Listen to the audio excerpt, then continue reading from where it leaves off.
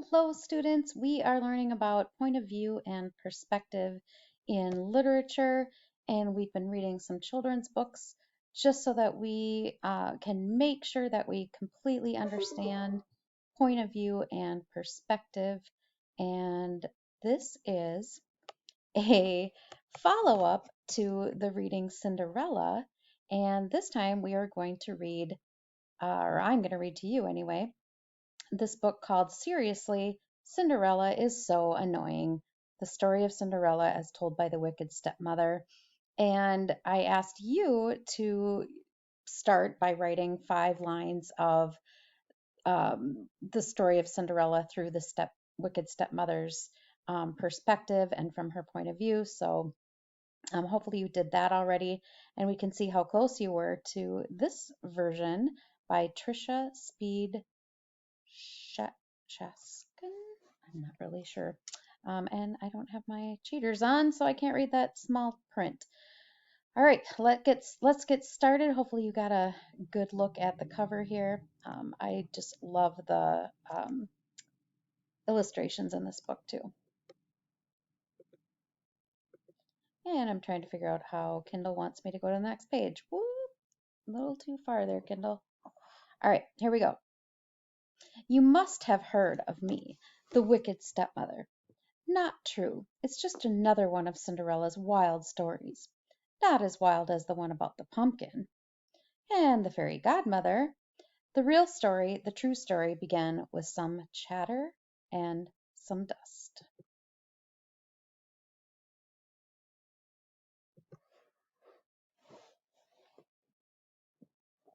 Forgive me, I was trying to find my cheaters here and I found them. Okay. So all I ever wanted was a husband and a mansion. Before I married Cindy's father, my 2 darlings and I had met Cindy only a few times. The girl had seemed normal then.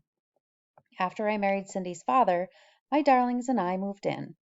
When I had just 1 foot on the front step, my dear husband kissed me goodbye and said, "I'm off on business." "He leaves often," Cindy said. "But the animals stay put.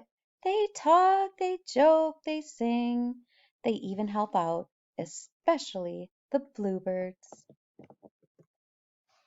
Now I don't mind a story, but I like facts, not fiction. Soon the girl was talking all kinds of hokey pokey. "Once upon a time," Cindy said, "one of the bluebirds became blue, not the color, the feeling. His friend had flown south." My darlings and I were stuck near the front door. I just wanted to put away my bags, and that's when I saw it. Dust. "Dear, is the whole house this dusty?" I asked. I don't know," Cindy said. "I'll give you a tour." In the dining room, Cindy told stories. In the study, Cindy told stories. Non-stop. "Girls," I said, "time to get to work. This place needs a good cleaning." "Once upon a time when I was cleaning," Cindy started. Oh boy. I love all the animals in these illustrations with the mice/rats on the chandelier and spider webs everywhere. Cindy mopped the floor, but she finished so fast. My darlings had barely started. "Did you know robins and sparrows are my friends?" she said. "But the sparrows don't like the robins. Silly creatures. Once upon a time, one of the robins." "Cindy, dear," I said, "why don't you go and wash the clothes now, hmm?" But Cindy washed them so fast. How on earth did she do it? I had to find another chore for her, just to keep her busy. "If there's one thing squirrels love, it's washing clothes," Cindy said. "The rats, though, would rather iron. You know, one day—" "Squirrels and rats doing laundry? Quit telling such foolish stories," I said. Time passed, but nothing changed. In the garden, Cindy told stories. In the kitchen, Cindy told stories. At dinner, I couldn't hear myself think. "Dear, please stop talking." But Cindy didn't stop. One day a letter arrived. It was an invitation to the king's ball. The prince would surely fall in love with one of my darlings. Then they would marry, live in a beautiful castle, and one day be king and queen of all the land. Oh, stepmother, I have to go too, said Cindy. Once upon a time, a girl and a prince. And then, just like that, Cindy lost her voice. Imagine, it had to have been all from that storytelling. Well, what could I do? I told Cindy she had to stay home for her health. She cried, of course, but a ball was no place for a sick girl. She needed rest. Sometimes it's so hard being a stepmother. At the ball, my darlings twirled, they whirled. But then some strange girl waltzed in. Her gown was magnificent. I couldn't take my eyes off it. I wondered how much it cost and if my seamstress could copy it for me. The prince and the girl danced and pranced. My poor darlings were left princeless.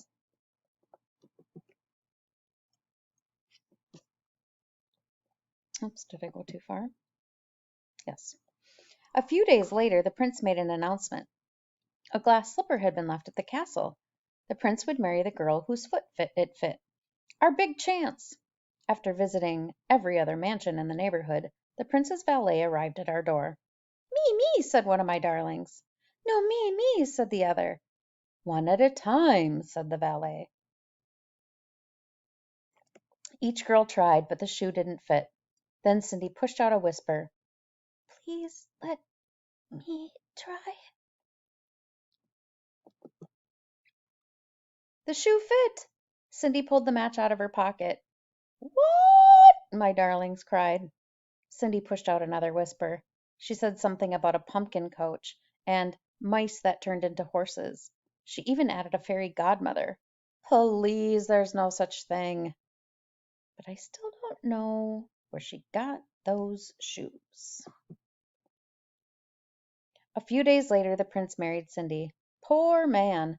He had no idea what he was getting himself into. But we lived happily ever after.